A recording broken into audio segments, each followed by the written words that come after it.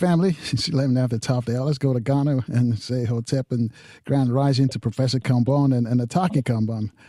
Thanks, guys, for checking in with us this morning. Hi, greetings. This is Nataki. How are you? We're great, Nataki. How are you doing? I am doing okay. Good to hear. Professor? Yes, I'm here. Can you hear me? Yeah, we can hear you. Let me ask both of you, though, because you were on when Kevin was giving us an update on the news this morning. Did you guys miss anything about all of that stuff, or are you just totally disconnected at this point? Oh, no, we're definitely right in the forefront of it. When the news came out, all of the groups that represent various diasporan communities were inundated with phone calls and messages. There are thousands of historic diasporans who are living in Ghana and who are impacted by this. Some of us have citizenship, but others do not, and have been hopeful about the coming of new opportunities to gain citizenship. And group leaders, as well as people who have been waiting for citizenship, were really blindsided by the new policies. And as a result, we sprung into action in terms of meeting and repurposing meetings so that we could make some strategic moves on how we could approach local government to make sure that as they're creating policies that impact historic diasporan communities, that there's a voice at the table to do that. All right, family. It just is joining us, just waking up. That's Nataki Kambon and Professor Kambon. They joined us from Ghana this morning. Ghana is starting a new policy when it comes to citizenship. So tell us, why did they change, though? What was wrong with the old policy? Well, let me speak to first, in terms of Trump, a lot of people. So I have what's called Repatriated Ghana, which is a service for, of course, those who are interested in leaving places like the U.S. and, coming here. And, a lot of the people they cite Donald Trump. I have people who are right there in the DMV area, and they're like, we're trying to get away from this. I hear helicopters overhead. I'm just psychologically worn down. Every day it's like something crazy are happening, kidnapping president. There's all type of stuff, bombing boats of, people, all type of stuff. So, that's one of the main ways that I stay connected is because I have a lot of people, some of whom have already repatriated. They've sold all their stuff. They are out and, they're done with the U.S. and they're here in Ghana. Some have purchased land and so forth. But I continuously hear about the stuff that's going on, the insanity that's going on there in the U.S. And, I'm more than sympathetic. We've actually, through what we call Decade of Our Repatriation, which has been endorsed by the Office of the President of Ghana, assisted people in making their repatriation for, years now, literally hundreds of people. Now, just in terms of the requirements, I think maybe some of your listeners are not clear on what the new requirements were, what the old requirements were. Previously, there was a 1,500 Ghana cedi administrative fee. Previously, you would give a background check. You would go in and, do your biometrics, fingerprints and so forth. And, it was a really, let's say, you would fill out a form as well. It was a very, let me say, succinct, streamlined, efficient process by which, as you can see, at the end of, last year, you had those who got their citizenship. You had 524 who got citizenship. Before that, 126. Before that, another 126. And before that was the first citizenship where I got citizenship under this same president, President Mahama, on December 28th of 2016. And in that, he gave a speech where he said that, he's not doing anything where he would deserve thanks or praise because he's restoring to us what is rightfully ours, which is our birthright as citizens of Ghana and of the continent. So that was the sentiment that we were expecting, that this is the first time that this government is back in power and, under the exact same president. So as my sister Nataki said, who's also the co-organizer of what we have called DOOR, Decade of Our Repatriation, that, they came with all of these different requirements. And I'll read some to you. They say you have to have a, That's all. Hold that thought right there, Professor, because we got to step aside for a few moments. When you come back, I'll let you do that. And also, when you come back, because you mentioned the previous application included a fee of cedis, more than 1,000 cedis. If you can put that in USD in dollars, what that means, so our family can understand how much money it cost for the previous application, I'd appreciate it. Family, you two can get in on this conversation with our guest from Ghana. That you heard the voice you heard is Professor Kambon, his sister Nataki Kambon. There's been some changes. If you want to go to Ghana and become a citizen, and they're going to share it with us later. If you got any questions, reach out to us at 800-450-7876, and we'll take your phone calls next. Family, thanks for waking up with us on this Thursday morning at 20 minutes after the top of the hour. Our guest is Professor Kambon and his sister Nataki Kambon. They call us from Ghana. There's been some changes. If you want to become a Ghanaian citizen, the government of Ghana has made some changes. So, Professor Kambon, I'm going to let you finish your thought first. Professor Kambon? He may be muted, but I can come in. Before you left for the break, you were asking about the difference between the currency. So 1,500 Ghana cedis, more or less, is about $150. If you take U.S. dollars and you multiply it times 10, you can kind of get to the currency exchange rate. So once upon a time, or until just recently, what was happening was we were paying a 1,500 Ghana cedi, or a $150 administrative fee to process our citizenship.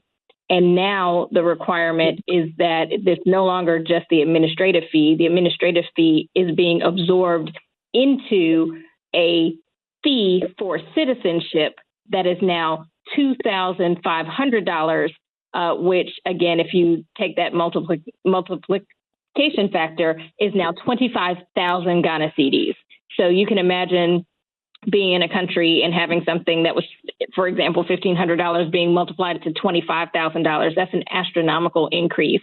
And at the heart of it is not so much even about the amount itself, but it's the significance of the fact that we were being invited in, we were being told, this is your birthright. We're just off the heels of a Diaspora summit where we were being invited in, you don't have to pay for visas. We want you to come. We want you to come home. And now there are all of these requirements and am being charged for citizenship. And that's, again, for a group of people who do not have citizenship because our ancestors were stolen and because we're disconnected. And now there are these policies that require that you prove that you have some kind of, deep connection to Ghana, which you may not have. And again, if before we were being invited in, even since the year of return, it's, come to Ghana, you're welcome to Ghana. Before there wasn't the expectation that you did have a connection to Ghana in order to do that. So these and other parts of it are problematic. All right, Professor? And just that same point, President Mahama, in his 2016 speech, he said that Ghana bears the moral responsibility for having more dungeons of enslavement along its coast than any other singular country on the entire continent. And, even I wanted to talk about the requirements. Part of the new requirements are saying that you have to have a DNA test that links you to Ghana, proof of strong ties to Ghana. But now to say proof of DNA to support Ghanaian descent, you have people who only migrated to Ghana 200 years ago. Now, if your DNA matches with them, okay, cool. And then you have people who were in Ghana 300 years ago, for example, Jaman. So these are people who wanted to do a golden stool, just like the Asante people. The Asante people took offense to that and drove them out of Ghana to what's now Cote d'Ivoire. So imagine that your people were Jaman people, and those people are no longer in Ghana. Well, now your DNA test, and then beyond that, you have people who are marched all the way from Burkina Faso, all the way from Mali to the coast. So your DNA may have passed through Ghana, but, this is something that just seems a bit, arbitrary, especially where they say evidence of strong ties to Ghana, and the 25,000 Ghana cedi fee is not refundable. So imagine that they say, you know what? I think your ties aren't strong enough. Well, I'm taking your, $2,500. In addition to that, police clearance from both your home country and Ghana, proof of legal residence for 2 years, all of these different things where it almost read out like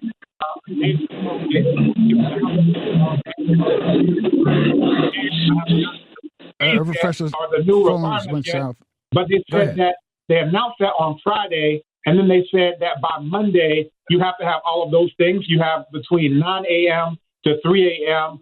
from that very next Monday to the very next Friday, and you have to go to the World Trade Center with all of those things that they requested. And it's like if you weren't already sitting on a DNA test, if you weren't already sitting on $2,500 equivalent, if you didn't already have your criminal records from both your home country and Ghana, how could you get all of those? And then also a residence permit. If you weren't already sitting on that, then the 6,000 people who submitted their details, how would they ever be able to do that? Well, I'll tell you, they wouldn't be able to do that, but that 25,000 Ghana cedis that's non-refundable would just stay with whoever, it stays with. All right. Hold that thought there. 26 after the top of our family. Just checking in with us, Professor Kambon. His sister Nataki Kambon is willing to join us from Ghana. Ghana has revised its requirements to become citizens. Let me ask Nataki this question. Nataki, were these changes for the diaspora, or was it the other African nations? Because, South Africa, for example, has an immigration problem. A lot of people from Zimbabwe coming there and Nigeria, and the South Africans are generally fed up with that, and there's some blowback on that. Is that the situation in Ghana? Is it aimed at the other African nations coming into Ghana, or is it aimed at the diaspora? Do you know? So from what we've read through documents that have been posted, and all of this is transparent on the Ministry of Interior's website and through various public announcements from these various departments, is that there have been sweeping changes to the immigration policies and the fee structures for various groups. So if you are not from an African country, you want to immigrate to Ghana, you would be paying $25,000. So if you want to come from Japan or Germany or any of these kinds of places, you would be paying $25,000. It's my understanding that if you are coming from some of the, I believe it's ECOWAS countries, Nigeria or some of these countries, you're going to be paying, let me pull it back up, but I think it's about 15,000 Ghana cedis. But the category for historic diasporans is 25,000 Ghana cedis. And what we're charging is that there should not be a fee for citizenship for our classification. So it's not so much what the fee is, but if this is in fact reparative justice, if this is come home, if this is following in the footsteps of a year of return or the 2016 citizenship or any of these kinds of things, any fee as well as the other obstacles and hurdles. So Ɔbenfo was reading what first came out last week in terms of the policies. What they've released since then are new policies, which include things like you have to be in the country for 5 years, you have to adequately speak a Ghanaian language, and have a work permit. It was brought up there. I do want to mention that when this happened, there were leaders from 14 different organizations that represent diasporans. The African American Association, I won't list them all, but just for example, the African American Association of Ghana is the one that co-convened the town hall meeting and press conference that we held on February 1st, the first day of Black History Month, and the Rastafari Council and others, Ghana Caribbean Association. Various 14 leaders met and convened a meeting. And one of the main things that we discussed is, this impacts younger people, older people. As the leaders met yesterday, it was pointed out that there are a lot of seniors who are moving to Ghana. and who may not have been here for that long, they may not have work permits. So does that mean they will never qualify for citizenship? There are just a lot of obstacles and hurdles that impact our people who are, the descendants of enslaved people. And this policy has been taken into account without accounting for us. So there's a fee structure that is imposed on us, but it's done in a way that it really disregards what has happened to our ancestors and who we are as their descendants. All right, family. 30 minutes after the top here. That's Nataki Kambon calling us from Ghana, along with her brother, Professor Kambon. You all know Ghana opened the door to telling us to come back home, and now they're tightening these restrictions if you can get citizenship or not. Professor, what about the folks who have applications in the pipeline? Are they affected or are they grandfathered in? So all of these people are affected because this is taken to be enforced now. And as Nataki mentioned, they have imposed a new set of requirements where, again, 5 years you have to have been here. And then in addition to that, you have to demonstrate, quote unquote, adequate knowledge of a Ghanaian language. But then it's like, who's there to decide what qualifies as adequate? Is Medasi enough? Is Mepapcho enough? Is, are the time of day greetings enough? But again, it's also from their online portal. It's not clear if the 25,000 Ghana cedis that they're still charging for citizenship is refundable, because initially they said that's not refundable. So imagine you go in there and someone says, well, you didn't pronounce that right, so we're holding on to your 25,000 cedis, that there's too much wiggle room for, anyone to just kind of take advantage of that. And then the main point that we made as representatives, as she mentioned, Decade of Our Repatriation, DOOR, together with AAAG, co-convened what was initially just going to be a commemoration of Black History Month, where we were going to discuss what citizenship means to me on that Sunday the 1st. But on the Friday immediately preceding that, that's where these requirements came out. And we said, you know what, we have to do a press conference. We have to speak to this. And we had hundreds of people, literally a good 150 to 200 in the room, well over 300 online, who stayed for 4.5 hours of the entire program, standing room, only people outside in the hall. We had, GH1, Pan-African TV, all of these different media houses that came to cover it. And, what it really showed is that all of these people are concerned that we have no representation where these decisions are being made. There's a proverb in Chi that says, and it translates to, if your hand is inside, they don't eat and leave you out. And basically the point is that if you are part of the process, if you are inside of these meetings where these decisions are being made, then you can have input. Oftentimes what the government would do is say, we spoke to one person and therefore, that's it. And what it really shows is that we do not have representation at these decision-making meetings. And what it shows, and, I'll say adequate, representation, because if they talk to one person and that person says, all these things are fine, like I know people personally who have sold all of their worldly possessions, who came for the Diaspora Summit, who were wooed. They were told that the diaspora is now the 17th region of Ghana. But then we have to ask the question, well, is this the treatment for all the other 16 regions? And if it's not, then what is the essence of saying that we're the 17th region when I know people from the first region, second region, all the way up to the 16th region who weren't required to have 25,000 cedis, like they were born into it. So basically what it shows is that there is something that's targeted specifically to historic diasporans. And again, it doesn't match with what the president said. And there's a proverb in Chi that says, and it translates to one doesn't spit on the ground and then lick it up themselves. And the idea is that what you say, there's another proverb that says, and it translates to what you have said stands there and waits for you. So as President Mahama was, saying that, he's going to turn the door of no return into the door of return, where he said that enslavement was the most evil act in the history of humanity. He said that he really came to understand enslavement when he was in undergrad and he saw Roots by Alex Haley and all of these things.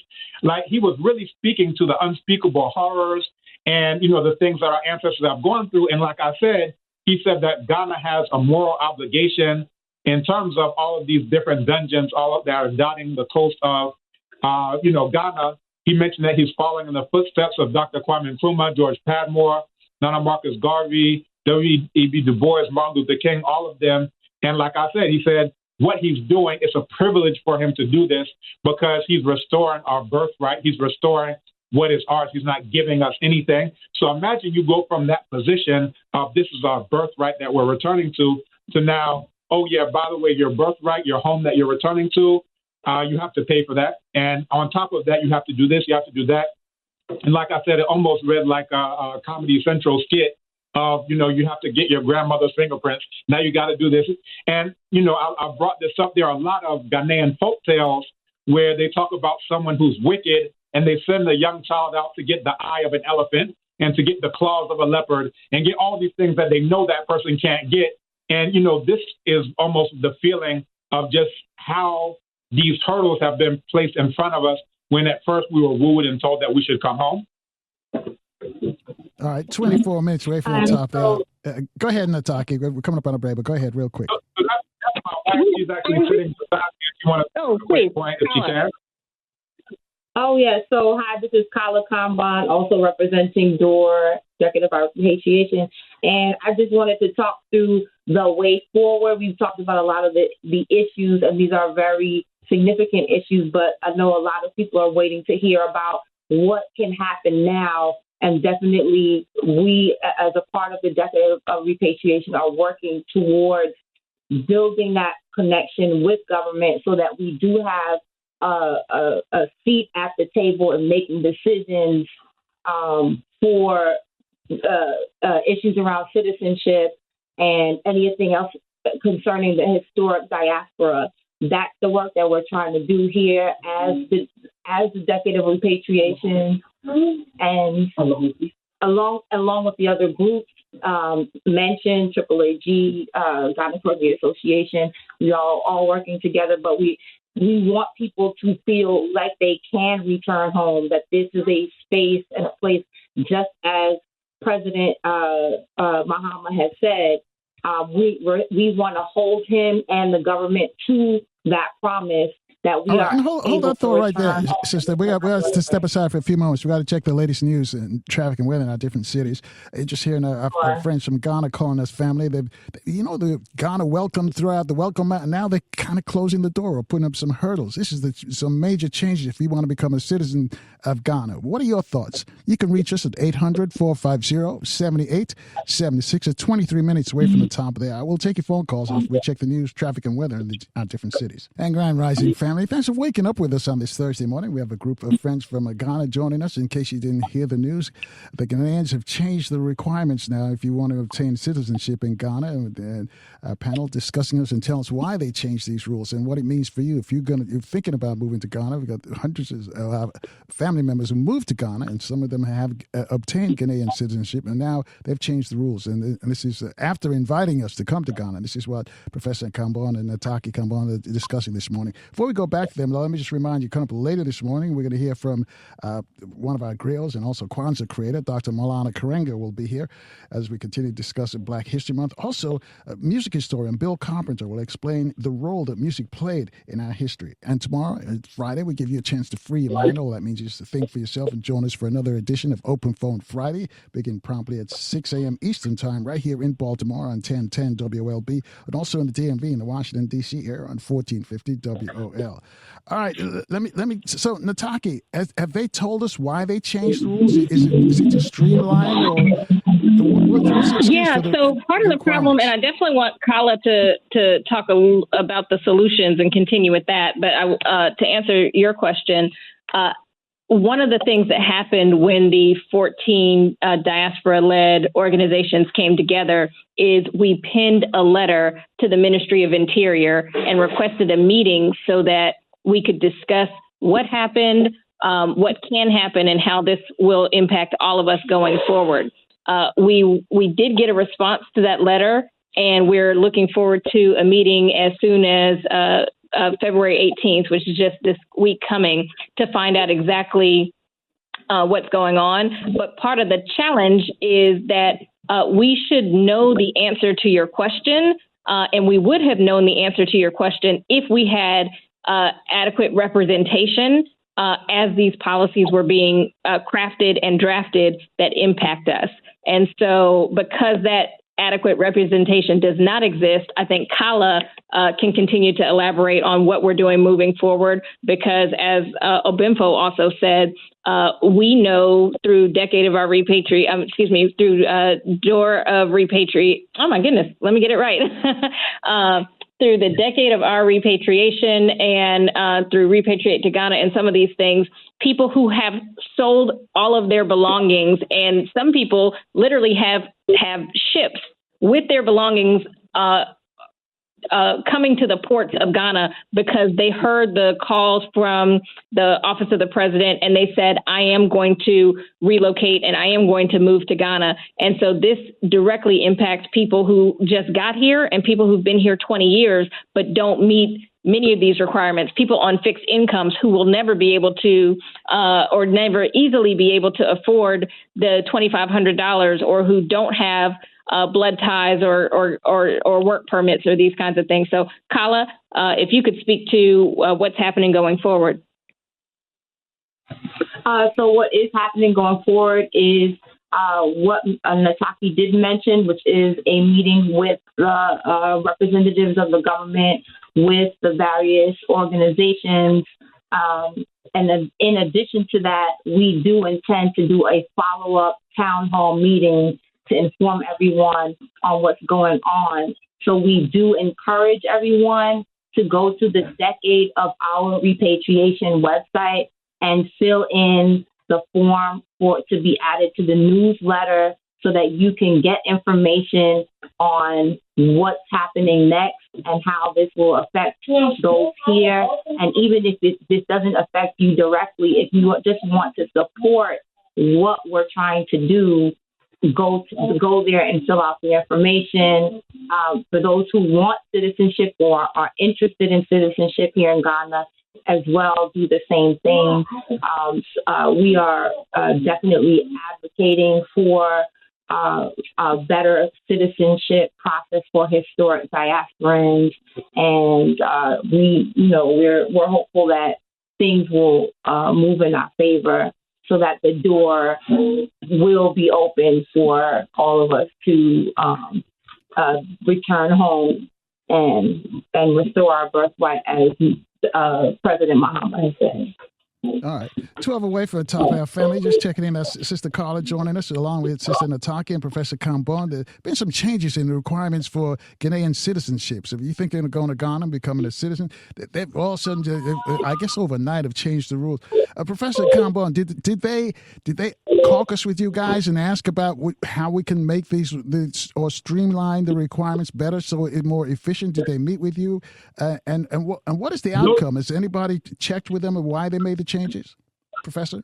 So, no, there was no caucusing with, all of these organizations that were represented. What we found out after the fact is that one person was told that they, got a call, and, that person told one other person. And out of that, these new requirements that are equally, the first requirements were just impossible, but then they took back one of the requirements for DNA, but then they added other things that are, if not impossible, as close to impossible as possible. So it's like, how in the world can you say that you called one person in and that person said, okay, here's the thumbs up. And now, you got people who are going to be jammed up because they literally just came from the Diaspora Summit where you said, we're resetting Ghana. The Diaspora is the 17th region. Come home. This is your home. And then as soon as the people answer that call, now they haven't been here for 5 years, right? They don't have work permits. Some of these people are in their 60s and 70s, so they don't have a work permit. They haven't even been here long enough to learn the language. And a lot of people who have been here for a while, it becomes quite a challenge. Now, we just offered, and this is before the new language requirement, AAAG, African American Association of Ghana, together with DOR, offered TREE classes. And those were taught at the Institute of African Studies. So you'll find a lot of these things are happening at the Institute of African Studies because I worked there, and ever since 2016, even back to 2015, I've offered that space. And because of offering that space, that's how we got citizenship under President Mahama in the first place. His executive secretary came to one of those meetings, and we said that, you know what, we contribute a lot to Ghanaian society, and we don't have much to show for it. We would like citizenship. He took that back to President Mahama, and then from there, he was, voted out of office December 7th. So by the 28th, that's when he said, again, he restored our birthright of citizenship. So again, they did not caucus with us. They did not meet with us. And there are proverbs in Chi that say, that one head does not go into council, that indeed you require a lot of people who are stakeholders. And I'll close on this point for now, or pause on this point for now.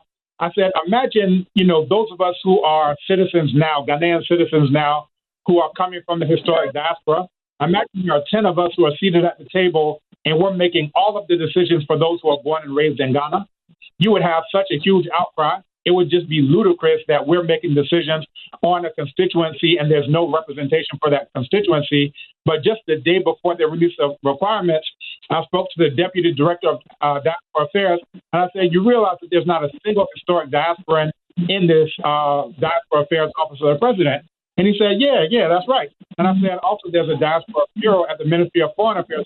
There's not a single person who's coming from the historic diaspora who is, there. He was like, yeah, that's true.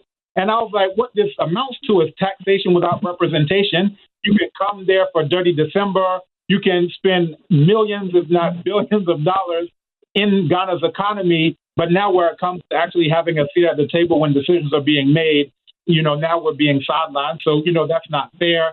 And again, that's not in the spirit of President Mahama. And, there's definitely possible deniability that some of these people who are under him are making these decisions without necessarily consulting with him, because I would really be heartbroken if President Mahama said, yeah, all of that came from me. You got to do this and this and this and this and this and this and that, because that's not what he did in 2016. And, we saw what the NPP did. They never, that's the opposing party now, they never raised so many hurdles to citizenship. And right now, President Mahama has been declared the champion of reparations by the AU. And we ask the question, doesn't it weaken his moral standing, or the moral standing of Ghana, let me say, to champion reparative justice on the international stage at the UN General Assembly? Meanwhile, right here at home, the very thing that we have the power to repair and restore right now in terms of our birthright, as he phrased it, is being blocked, hampered, and impeded. That doesn't augur well, and it doesn't look very good for Ghana. You just had a guy named Asho Speed who has something like 50 million subscribers who came here. He got his passport in one day. I doubt he did a DNA test in those 24 hours. I doubt that he had to show the Ghanaian language. He had to do any of those things that are now applied to the historic diaspora. And we ask the question, do I have to get 50 million followers on a non-Black platform before the government is willing to give me my birthright or restore it, as it was said before? Wode Maya got a diplomatic passport. I know Wode Maya. I did 2 interviews with Wode Maya on his rise to the top. But then again, it's like, well, how come he gets a diplomatic passport just because he's big on these non-Black platforms? What about the regular person? What about the person who has sold all their worldly possessions and they are coming to, get land, build their homes, have a soft, landing space for their family and all of these things? They've truly made sacrifices. Again, the policy isn't matching with the spirit in which the citizenship happened in the first place. Right. Ɔbenfo, let me come in here for a second. Go ahead, Kala. Go ahead. Yeah, I was just going to point out that, this is not, we're talking about it from an individual level, but this is also, 2 things. One, Ɔbenfo and I met with other persons in government on some of these collaborations around the decade of our repatriation. And many of those leaders were also shocked at some of the policies. And so I am looking forward to hearing more from the Office of the President and President Mahama himself on these policies. So, this is still a story that is breaking. So I'll leave that point there. Also, I was going to say that this doesn't just impact the individual citizens. Some of the people who heard the call to action to come to Ghana who are looking forward to citizenship are people who were bringing multi-million-dollar companies or infrastructure or all of these different kinds of things, who are trying to create jobs and resources for not just diasporans who came, but also for Ghanaians. There is a serious youth unemployment problem here in Ghana, and there have been historic diasporans who have come to Ghana and said, I want to be part of the solution for the employment problem. There are people who are coming because they do see Ghana as a way to, kind of seek refuge from what's happening in the United States, and wanted to set up ways that both the historic diaspora and Ghanaian-born Ghanaians could work together.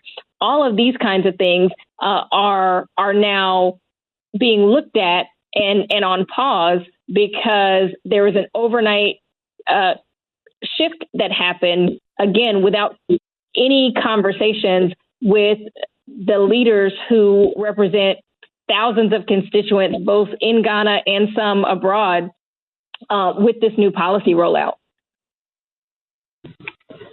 And hold that thought right there, Sister Nataki. Hold that thought right there. We got to check the traffic and weather in our different cities. I'll let you finish your thought when you come back. Family, just checking in with us, just waking up. Nataki Kambon, Sister Kala, Professor Kambon, joining us from Ghana this morning. There's been some changes if you want to become a Ghanaian citizen. What are your thoughts? 800-450-7876. We'll take your calls after we check the traffic and weather in our different cities. That's next. And Grand Rising family, thanks for starting your Thursday with us. Our guests from Ghana. We have Sister Kala, we have Nataki Kambon and Professor Kambon. And there's been some changes in citizenship requirements for folks who travel to Ghana and want to become Ghanaian citizenship. And so far, we haven't talked about the political aspect of it. I got a note here from Mark from Anaheim. Says, of course, the restrictions are tightening on all these black folks in the U.S. going to Ghana. He says he's been warning this for more than 5 years. He says Ghana has been involved in backdoor deals with the Trump administration, U.S.-Ghana Deportation Pact, since Inauguration Day 2025. He says people who are rounded up here in the States are often transported to Ghana, where they are processed before they are later sent back to various nations which they had fled from seeking asylum. He goes on to say Ghana is one of several African nations which are in bed with Elon Musk, Peter Thiel, and other dark enlightenment, where smart cities are being created, and those smart cities do not even answer the Ghanaian national government. And he said many blacks have sold everything and fled to Ghana, will not only find themselves not being Ghanaian citizens, but will not be welcomed back in the United States. What do you guys say to have that? Yeah, so, a lot of the sentiments that are there, we've spoken out against U.S. military base here in Ghana, all these various things that have happened over the years. But, again, I keep referring back to President Mahama, and this is on the political side, that when he, in 2016, first extended this citizenship initiative that's now spread on to Benin, Sierra Leone, and so forth, he said, and I quote, he says, I do believe this win-win. He said our brothers and sisters who live in the diaspora have acquired skills that are useful to the motherland. And so by allowing you to come and go freely and even to reside, you bring those skills back to the motherland. And again, he says, we have the benefits of learning and science, and those will benefit brothers and sisters who are here in Ghana. So, again, that's the spirit in which this particular president has approached citizenship. And again, we've never seen anybody from the historic diaspora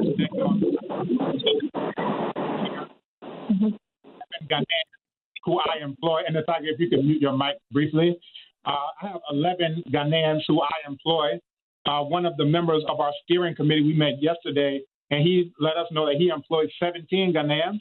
So these are people who are able to pay their school fees and do all of these things because diasporans were welcomed here, in that spirit. So, as we really, come to a clear point, we have to make the point that belonging, as has been, put forth to us, it can't be turned into a paywall.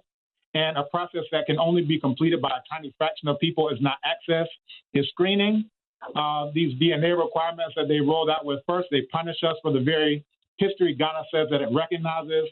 And, the suspension, it actually shows that when we come together as these various member organizations, it proves that when we organize together, the government will listen. And, we're not asking for shortcuts, but we are asking for representation or recognition that we are a historically unique group. So that means I don't care what you're charging the Chinese. I don't care what you're charging for the Lebanese, and I doubt they have to prove DNA or speak P or do anything else.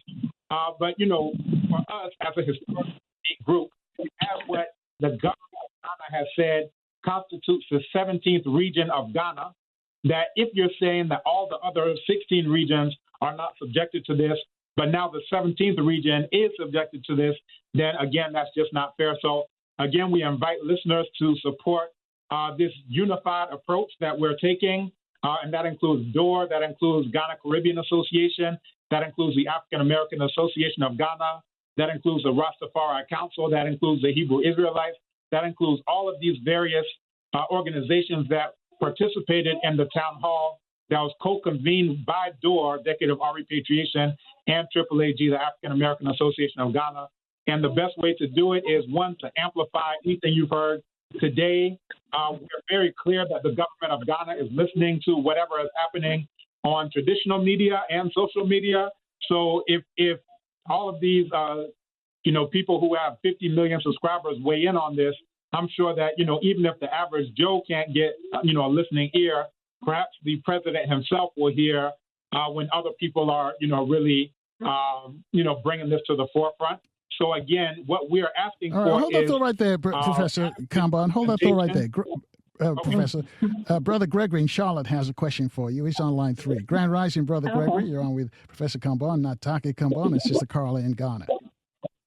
Yes, Grand Rising, Brother Carl, Sister Carla, and Dr. Kambon. How y'all doing this morning? Doing Black Powerful. We're great, and you're hearing 3 voices: Kala Kambon, and Nataki Kambon, and Ɔbenfo, Dr. Kambon. But yes, your question? Yes, ma'am. Thank you. Yes, I called in. I heard you talking about citizenship, specifically in Ghana, but effectively in the United States. And I wanted to bring to your attention a bill introduced by a United States senator in the United States Senate. And it's called, so you can Google this, Senator Moreno, the Exclusive Citizenship Act of 2025. And I'll just read a excerpt to bring it to your attention. And it says, today, Senator Bernie Moreno, a Republican from Ohio, introduced the Exclusive Citizenship Act of 2025 to establish that citizens of the United States must have sole and exclusive allegiance to the United States. One of the greatest honors of my life was when I became an American citizen at 18. That's Senator Bernie Moreno. It was an honor to pledge an oath of allegiance to the United States of America and only to the United States of America. Being an American citizen is an honor and a privilege. And if you want to be an American, it's all or nothing. It's time to end dual citizenship for good. And that is an excerpt from that Senate bill. And I wanted to bring it to your attention as a possible sort of foundation as to why that move might be made in Ghana, that it could be influenced by the United States government to the Ghanaian government to stop or slow down this transition of American citizens, Black Americans, waking up and saying we do not want to be under this administration or under this oppression and moving to Ghana. So I wanted to try to connect the dots with you all this morning. Do you see a possible connection with the rising of that Senate bill and what is happening in Ghana today, which you're discussing this morning? Well, I would say, I mean, I'm aware of the bill. He's a Republican senator from Ohio, I believe it is. And I don't think that there is a connection per se. But what I will say is with the number of historic diasporans and not just historic diasporans, but the number of Americans who have spoken about wanting to leave the United States, and that's not even just Black people. A lot of people who are passport holders, Brother Carl may be able to quote numbers a little bit better than I could, have made exits immediately after President Trump took office, and there have been a number of people who have declared that they are leaving the U.S. and they're not coming back, or they're leaving until there's an administration change. And this is a way to really make people put up or shut up. So I'm not sure the impetus of why he did that. I'm sure the reason he was picked, if we could say it that way, to lead something like that is because he is someone who immigrated. But with the policies that are being introduced here, I would suspect they're not related to that. But what it does call into question is those people who are saying that I do want to leave the United States will maybe in the near future have to make a choice. Is this something where I will be a dual citizen? Right now, all of us on the call who are advocating for people who've now had this hurdle put in front of them, all three of us are Ghanaian citizens. So my parents are Ghanaian citizens, Ɔbenfo, Kala, all his children, except Ama were born in Ghana. We all have citizenship. So, and the leaders of the 14 organizations that we keep referencing, I think most of those leaders have citizenship in Ghana. So this isn't really about our citizenship. It is about those who are seeking refuge in Ghana. What does that mean for you? Those who are seeking business and investment opportunities in Ghana, what does that mean for you? Those who are trying to retire and live off a modest pension, what does that mean for you? So we're just flat out of time here. Is there a number, email address? Folks want more information on these changes in Ghanaian citizenship requirements. That folks can reach you guys? Yes. If you want to text for more information, the number to text is area code 301 is the U.S. number, so +1 301 244 9072. You cannot call it. You shouldn't call it. You should text your name, phone number, and email address with the words Ghana citizenship, and you will get more information via email, and you can stay in the loop that way. Again, the number is +1 301 244 9072. I know you have callers from all over the world, so for anyone listening outside of the U.S., make sure you have that +1. And for people in the U.S., it's 301 as in Maryland, not the other number that's California. All right. Thank you, guys. And keep us in the loop. Let us know about any more changes if they rescind. And also, Brother Carl, the website is decadeofrepatriation.com, and people can find out more about it, some of the major projects. There's a $100 billion city that is slated for Ghana that's being led by two diasporan sisters. There is a 46-acre moringa farm that's going to expand out to 400 acres in short order. That's part of Decade of Our Repatriation. There's a multi-million-dollar building project just a couple of towns away. The Beyond View, there is an eco resort. So all of these people are, again, making soft landings for those who are coming to Ghana. So check out decadeofourrepatriation.com and DOOR, that's the acronym decadeofourrepatriation.com. You can find us online as well. A lot of news articles have been written about DOOR, about our endorsement from the Office of the President. So again, you can go to the website as well to find out more information. And yeah, we definitely appreciate you reaching out to us. Like we said, we all have citizenship. This is about making sure that our citizenship is meaningless unless it's linked up with the citizenship of all of our brothers and sisters in the diaspora, especially those who are looking to escape the clutches of Donald Trump. All right. Thank you, Professor Kambon. Thank you, Nataki. Thank you, Carla. Thank you for joining us this morning. The door is open from diaspora to destiny. Learn more about citizenship pathways, relocation resources, and community networks for diasporans returning to Africa.